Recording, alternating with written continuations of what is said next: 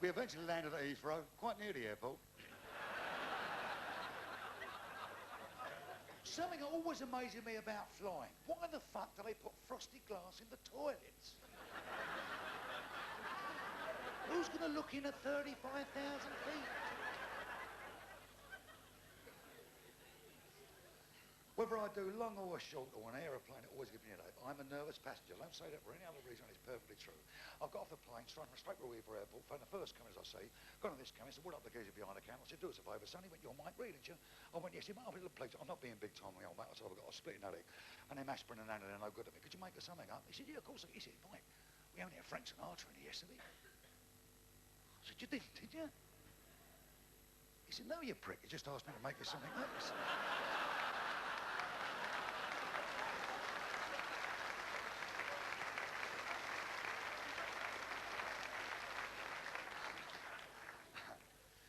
Geezer playing golf, hooks his ball in the woods, walks up in the bloody woods, takes a 4 out of his bag, is scrabbling through the woods trying to find his ball. All of a sudden, knocks the teapot over. Out of this teapot come a genie. He said, I'm the genie of the teapot. The geezer went, fucking turn it in, for Christ's sake.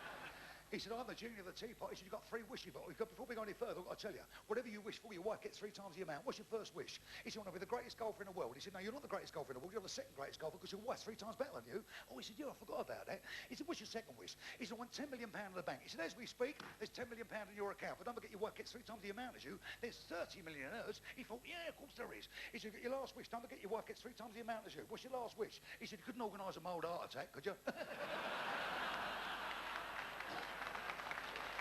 No, it's funny. Listen. 2 geezers were talking. One said to his mate, he said, tell me, he said, how do you like your women? He said, do you like them young, middle-aged or getting on a bit? He said, well, give them a chance. He said, I like them middle-aged. I don't know what they're saying. I don't know what they do. You give them a yay or a nay. It's on the face. He said, when they're undressed, he said, how do you like the boobs? He said, do you like them fairly firm with the old nip sticks up in the air? With the little blue veins that run out the side? Or do you prefer them like slate layers nail bags?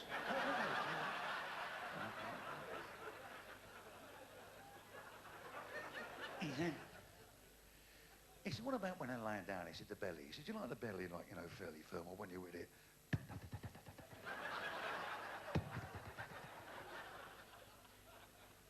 No, he said, I like it fairly. He said, what about the cheeks of the say-lodge?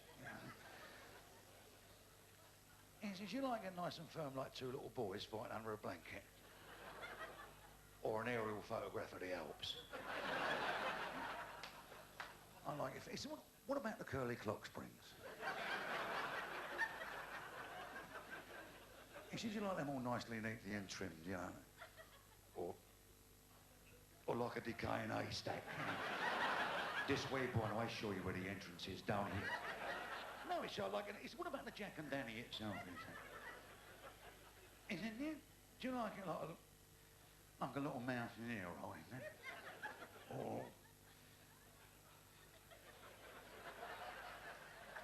Or like a ripped out fireplace? He said, no, he's like...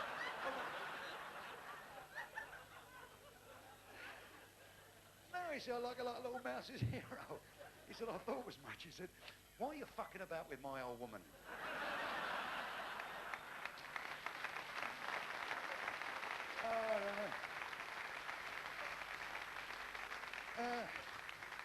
3 weeks ago, me and my wife got invited to a fancy dress party. As it happens on the week, I was a bit busy. I never got time to go to a fancy dress outfitters, but upstairs in our attic, we've got one of those cow outfits that we use at pantomime. We go dressed as a cow. Do we get drunk or what? So much so, Mr. Last Bus Home got to walk across the field in this cow's outfit. I'm the front half, she's the back half. Halfway across the field, we've heard it. There's a bleeding great ball coming at us. My woman went... I said, well, I'm going to eat some grass. You better brace yourself.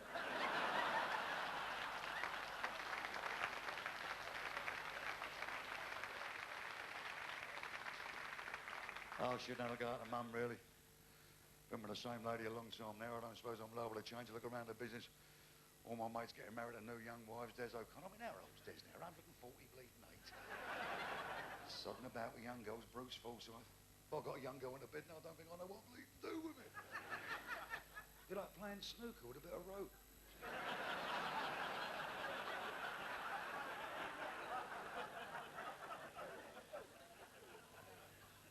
Never get my missus when we got married, 17 years old. And like all young women, solid as a rock.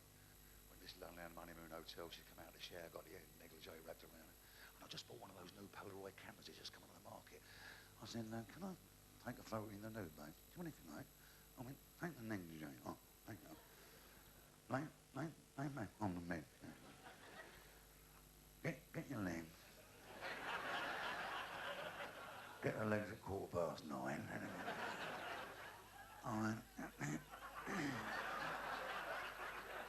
Well, look, so we're going to do without. I said, darling, I'm going to keep that in my breast pocket next to my for the rest of my life. I'm going to have a bath now. She went, before you get in the bath, she said, I'll take a photograph of you in the nude. I went, F luck, how? She went, bollocks, so we can do with that. So have the fucking thing enlarged.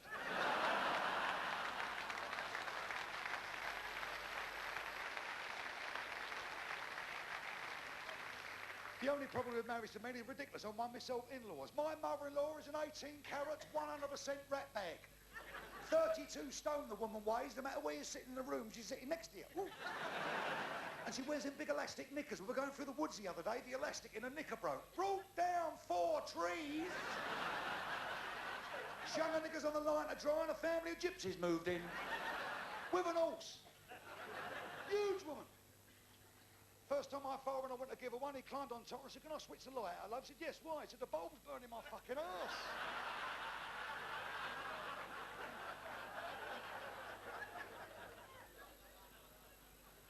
Said to me last week, son, when I die, will you pour a bottle of whiskey over my grave? I said, yeah, but I'm pass it through my kidneys first.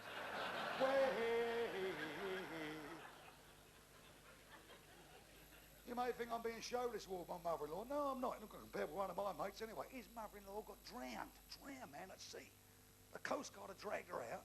She got 6 lobsters hanging on her. The Coast Guard said to my mate, what are we going to do? He went, well, you have 3 lobsters, he said. I'll have the other 3 and I can set her again.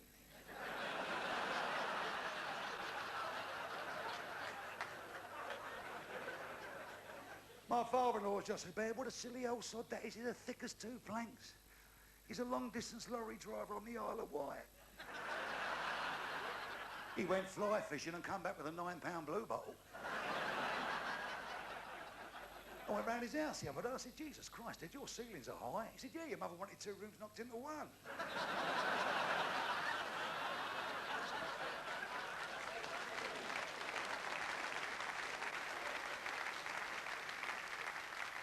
I bought him a lavatory brush for Christmas. I said, hey, come on that lavatory brush, Dad. Oh, he said, fuck that, boy, I've gone back to paper. I mean it. He went to the motor show and spent 4.5 hours walking round the fucking car park.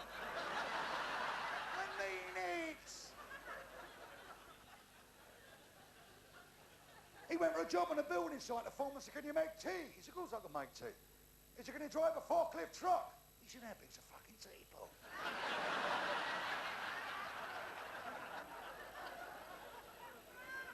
He said, you get the forklift truck, you go over there, you pick up them telegraph poles, you take them down out to the end of the road and you start putting them in. Murphy's going to start at that end of the road. At the end of the day, he said to my father-in-law, how many telegraph poles you put in? He said, 3. He said, 3? Murphy's putting 21. He said, yes, but look how far he's left them sticking out the fucking ground. How do you handle people like that? Unbelievable. Years ago, he went to work in a circus. He went down to the circus, he said to the ringmaster, I want to be a lion tamer. He said, hang on, mate, there's an awful applicant for the job. It's a girl, she goes first. My father said, I don't mind waiting. As he said that, the ringmaster opened up the cage, pulled this rope, pushed this bird in. Out has leapt this line about 300 yards along. It went up fucking big. He'd seen this girl, it's bound, as it bound, the bird went struck with the blouse, struck with the skirt. The lion stopped dead. Lowered itself to the ground and began to crawl slowly, but very slowly towards this girl. As it was creeping, it lifted up this paw, which was about 9.5 foot across. About to give the girl some of that. She'd done no more. Struck with the bra, struck with the panties. The lion stopped dead. Lowered itself so close to the ground, it was making 5 tracks.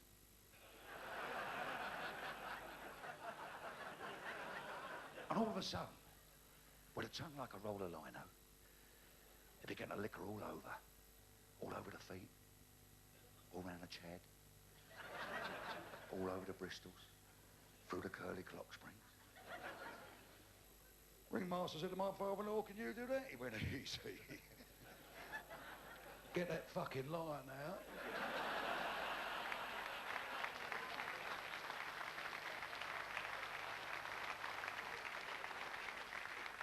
After about 6 months, he went up to the elephant trainer. He said, oi, Winkle, your elephant has just fucked my cat.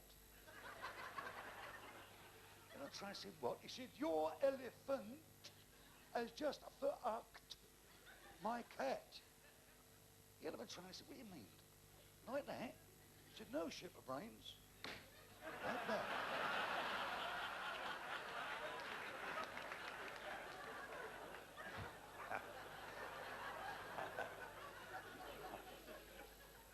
Geezer out in court. Judge said, this is the most horrendous case I've ever tried in my entire career. You, sir, on the 4th of the 5th, 1992, are charged with caving your daughter's head in with a hammer.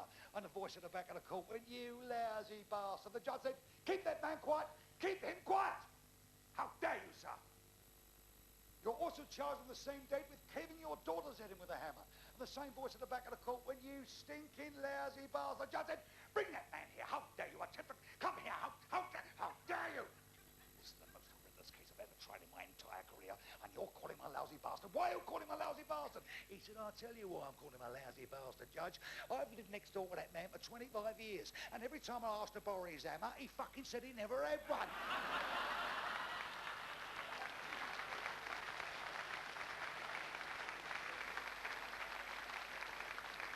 Here, this will kill you, this will. Geezer went bear hunting. He's got 3 rifles, a 2-2 rifle, a 303 rifle, and an elephant gun. And he see this bear in a clearing, and like all good sportsmen, I mean, a good fisherman will go after a big fish with a very, very small line. He thought, I wonder if I can take this bear out with his 2-2 rifle. If I hit it straight in the head, it's bound to kill it. Bang! Over went the bear. Geezer's walking the clearing, no bear. Tap on the shoulder. He looked round. 15.5 foot of grizzly looking at him. This bear went, you're a dickhead, aren't you?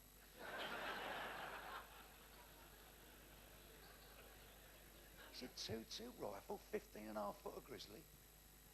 He said, you've got 2 choices. Either I'll crush you to death, or you drop your strides, bend over, and I'll give you one. Geezer went, fucking turn it in, will you? He said, do you want it or what? He said, I ain't got no choice. Bend over. While up the bear went. Geezer was crawling back to his car. He thought, now, bear, if I get my 303 rifle, hit him straight in the bleeding brain, blow his brains up, bang! Over went the bear, walked in the clearing, no bear.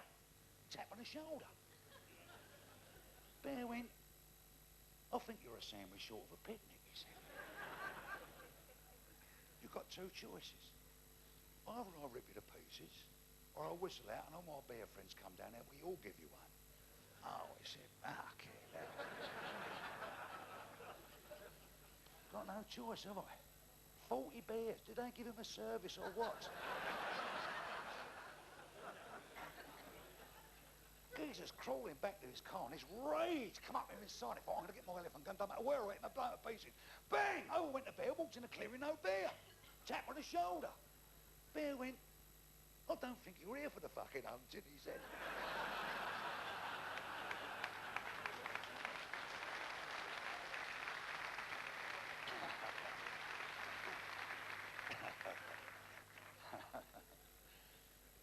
Like I always say, I must be very obvious, you ladies and gentlemen, listen to me talk till I come from a working class family. I was born in the East End of London, British sector.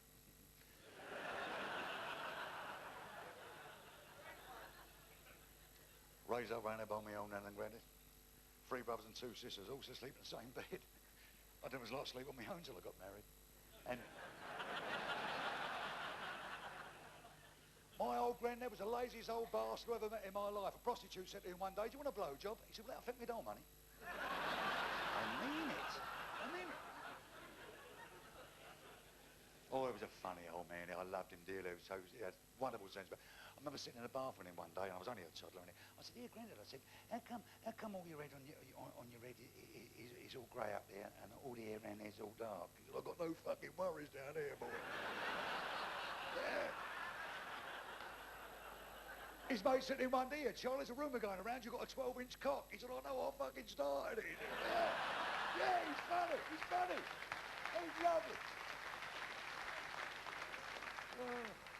He took up a bit of bleeding boxing, you know, to get hold of a few. But in the first fight he fought a bus driver, and he was in the, first round, waiting for a punch to come over, none come over, and all of a sudden, three come at once. He's lying on the floor, and the ref said, stay down till 9. He said, what's the fucking time now? When he got up, he said, you better go to a neutral corner. My granddad went to fucking Switzerland. Oh, I loved that old boy, I did. In actual fact, anything anybody knows anything about my family, when I what I'm about to tell you now, is perfectly true. My granddad was heavyweight champion wrestler of this country for nearly 9 years, and he took it off a fella called the Terrible Turk. And as you all know, these speciality holds are all these wrestlers. They've all got every single. And this Terrible Turk speciality hold was called his Turkish Delight. And no one had ever got out of the Turkish Delight. No one. And my granddad was getting in the ring. His manager went, "Don't get in the Turkish Delight." My granddad said, "Leave me alone, I won't." 30 seconds later, my granddad was in the Turkish Delight. His manager said, "You pillock." He turned around, he walked to the top of the hole. When he got to the top of the hole, he had this tremendous roar. He looked round, the Terrible Turk was spark out. My granddad was heavyweight champion.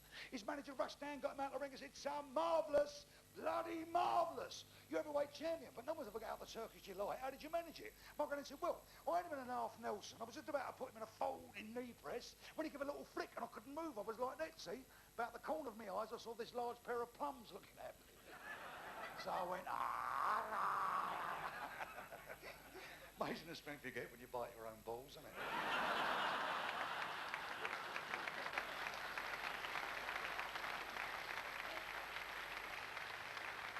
And you know,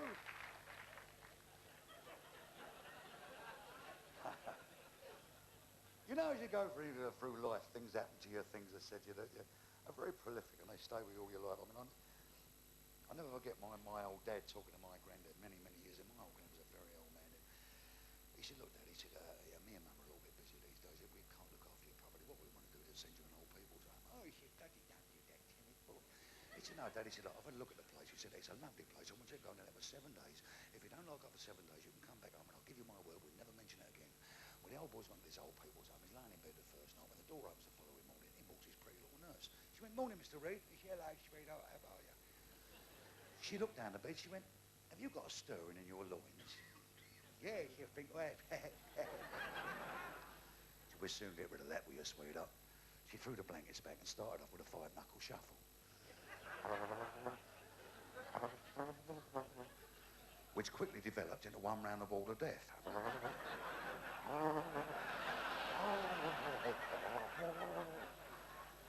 When it was all over, my granddad was straight back on the phone to my dad. He said, "Here, boy, it's bloody marvellous in here, absolutely bloody..." "Oh," he said, I'm glad you like it, wonderful." The old boy put the phone down. He's walking down the hallway in his Zimmer frame. He's tripped over his Zimmer frame. His nightshirt's come over his head. Who should be walking past but a male nurse? "Fucking have some of that." He went, "What?" "The old boy went, "Get up, you bastard." When it was all over, he's straight back on the phone to my dad. He said, "Here, boy, get me out of here." He said, "What's the matter?" He said, "What's the matter?" He said, "I'm walking down a bloody hallway in my Zimmer frame just now. I've tripped over his Zimmer frame. The nightshirt's come over me head and this bloody male nurse has given me one." He said, "Hang on a minute, Dad. 5 minutes ago you were saying how great it was in here about a nurse giving you a blowjob and all that." He said, "Yeah, but I worked out the pros and cons." He said, "I get hard on once every 6 months." He said, "I fucking fall over 7 times a day." He was